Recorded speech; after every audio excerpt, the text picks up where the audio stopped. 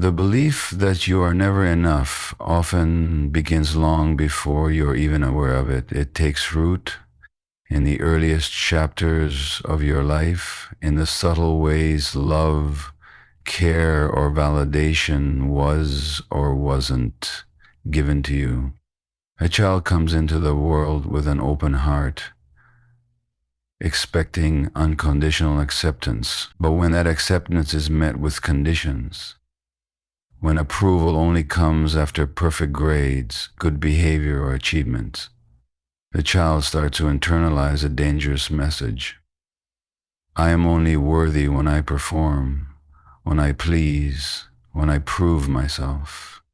Over time, this belief hardens into the silent wound of inadequacy. It's not always born from cruelty. Sometimes it's simply from parents who were too busy, too stressed, or carrying their own unhealed wounds. Yet to the child, the absence of warmth or consistency feels like a reflection of their own worth. As you grow, this unspoken script follows you into every space of your life. You begin comparing yourself to others, wondering why you don't measure up, why you feel behind, why nothing you do seems to silence that gnawing voice that whispers, you are still not enough. This is not because you actually lack something, but because your sense of self was built on shaky ground. Instead of knowing you are inherently valuable, you were taught that value must be earned. The little moments add up. Being criticized instead of comforted, being overlooked when you needed attention, or feeling invisible in the spaces where you long to be seen. These experiences become internalized, shaping how you view yourself even decades later. And so the wound manifests quietly, making you overthink your worth in relationships, making you strive endlessly in your career, or pushing you to prove yourself in every interaction. The pain isn't just about the past. It shows up in your present choices, dictating how you carry yourself and how you allow others to treat you. But at its core, this feeling of never being enough is not a truth about who you are. It is a story you were handed, a belief formed in a vulnerable time when you didn't have the power to question it. Recognizing its origins is the first step to breaking its hold. Because once you see where it began, you can begin to rewrite what it means. The wound may have started in your childhood, but does not have to define the rest of your life. The constant pursuit of validation becomes one of the clearest signs of this hidden wound. When you grow up feeling that who you are is not enough, you unconsciously begin to seek approval in every corner of your life. You might find yourself relying heavily on the opinions of others, waiting for someone to tell you that you did well, that you look good, that you're worthy of being loved. This external validation becomes like a lifeline, something you grasp at to momentarily soothe the deep sense of inadequacy living inside you. But the problem is, no matter how much praise you receive, it never feels like it sticks. Compliments fade quickly, achievements lose their shine, and relationships feel fragile because you're always questioning whether you're truly valued or simply tolerated. This cycle can become exhausting. You begin to work harder than anyone else, always overextending yourself to earn acceptance. In friendships, you may become the one who gives endlessly, always trying to prove your worth by being useful. In relationships, you might silence your own needs, afraid that showing vulnerability or imperfection will drive the other person away. At work, you may push yourself to burnout, convinced that slowing down or setting boundaries will make you appear lazy or replaceable. Every effort is driven not just by ambition, but by fear. The fear that if you stop performing, people will see the truth you've been carrying, that you are not enough.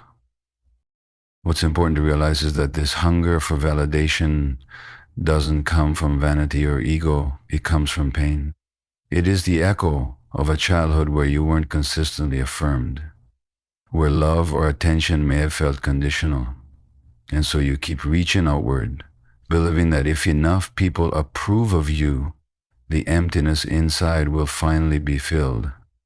But the reality is that external validation, while comforting in the moment, cannot heal a wound that was created internally. It's like pouring water into a bucket with a hole in it. It will never feel full because the true repair has to happen within.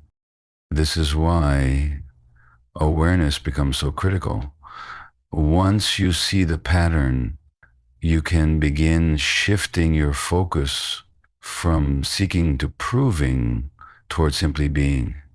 The journey is about reclaiming the truth that your worth is not up for debate, not dependent on applause, and not defined by how much you give or achieve. Real healing starts when you stop chasing approval and start giving yourself the validation you always deserved. Another dimension of never feeling enough lies in the voice of comparison that constantly echoes in your mind. You measure yourself against others, friends, colleagues, strangers on social media, and somehow always come up short. No matter how much progress you've made, there is always someone doing more, having more, or appearing happier.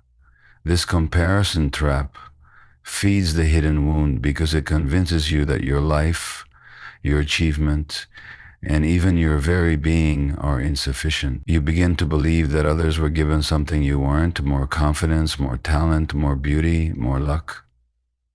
And so instead of celebrating your uniqueness, you diminish yourself and fuel the belief that you are lacking.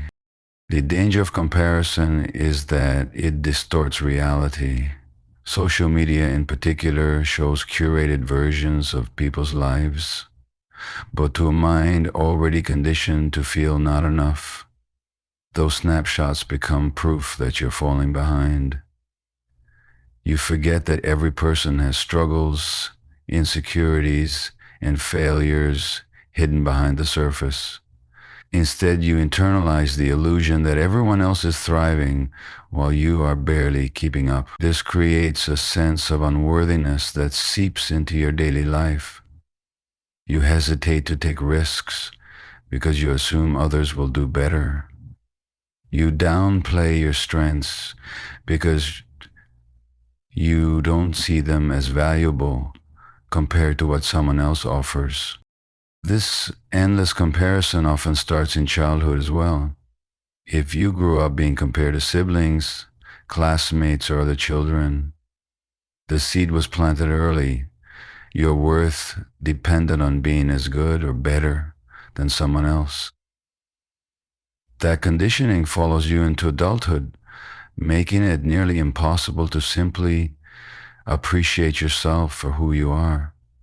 Every success feels diminished when placed next to someone else's achievements, and every failure feels magnified as though it confirms your deepest fears of inadequacy. But the truth is, comparison blinds you to your individuality. Your journey is yours alone, and no one else has walked your path, carried your burdens, or learned your lessons. Healing begins when you step out of the race you never agreed to run and remind yourself that enough is not about being the best or having the most. It's about recognizing your inherent worth without measuring it against others. Freedom comes when you stop competing with illusions and start embracing the reality of who you are. Another powerful reason why you may never feel enough is the inner critic that lives inside of you. This critic is not something you were born with. It is often a voice that was shaped by the environment you grew up in. Maybe came from a parent who was always quick to point out your mistakes, a teacher who never seemed satisfied with your efforts, or experiences where love felt conditional upon performance. Over time, that external criticism became internalized, and now it plays in your mind like a constant soundtrack, reminding you of everything you're not. It whispers that you should be doing more, that you should be better, that no matter what you accomplish, it still doesn't measure up. The inner critic often disguises itself as motivation, making you believe that pushing yourself harder will finally silence it. But the truth is, it's never satisfied. You might achieve a goal, earn praise, or even surpass expectations, yet instead of celebrating, you move the finish line further away. It tells you that your success was a fluke, that others are still ahead, or that you need to prove yourself again. This relentless cycle leaves you feeling like you're running a race with no finish line, and the exhaustion becomes a deep part of your identity. The tragedy of the inner critic is that it keeps you from recognizing your inherent value. You begin to believe that your worth is tied only to your achievements or to how well you please others. Instead of being kind to yourself when you stumble, you attack yourself with harsh words. Instead of acknowledging your progress, you dismiss it as not good enough. This inner dialogue becomes a prison, locking you into a mindset where self-love feels undeserved and self-acceptance feels impossible. Healing begins when you realize that the critic is not your true voice. It is the echo of old wounds, of unmet needs, of moments where you were made to feel small. To counter it, you need to cultivate a new voice, one of compassion, patience, and understanding. The more you practice listening to that voice, the more you weaken the grip of the critic, and slowly you come to see that being enough was never about perfection or constant achievement. It is about recognizing that you are worthy, even in your imperfections, even in your struggles, even in your moments of doubt. The critic loses its power the moment you choose self-compassion over self-judgment.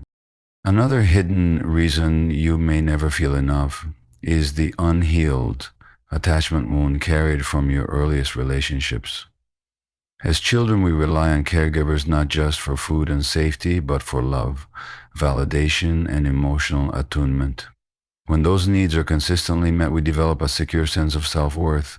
But when love feels inconsistent, conditional, or absent, the child begins to believe that they themselves are the problem, that they are unworthy of love as they are. This wound, once planted, often follows into adulthood, coloring every relationship and interaction with the silent fear of not measuring up. You might notice it in the way you constantly seek reassurance from partners, friends, or colleagues. No matter how much they affirm you, it only provides temporary relief, like a drop of water on parched soil. Soon enough, the doubt creeps back in. Do they really love me? Am I doing enough to keep them? What if I'm not good enough and they leave? This creates a pattern where you overgive, overplease, or even lose yourself in relationships just to secure a sense of belonging. Yet, ironically, the more you sacrifice your authenticity to earn approval, the more disconnected you feel from yourself, which deepens the sense of not being enough. Detachment wound also shows up as an intolerance for rejection or abandonment. Even small conflicts can feel catastrophic, triggering a fear that you are unlovable at your core.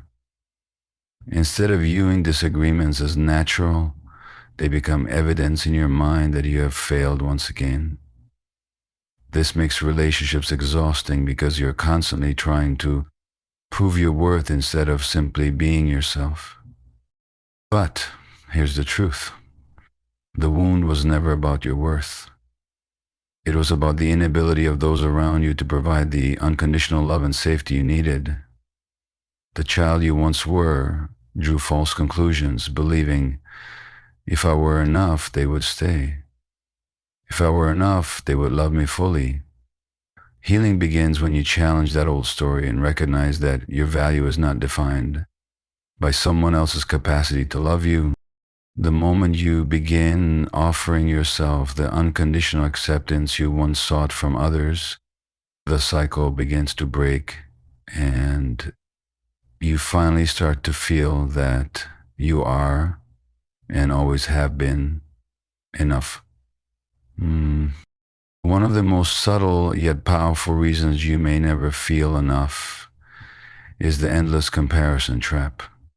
From an early age, we are taught to measure ourselves against others, siblings, classmates, co-workers, or the carefully curated lives we see on social media. Instead of being encouraged to embrace our individuality, we internalize the belief that our worth is tied to outperforming or resembling someone else. This constant measuring keeps us in a state of inadequacy, because no matter how much you achieve, there will always be someone who appears to have more, do more, or be more. Comparison creates a cycle where your accomplishments lose their value almost instantly.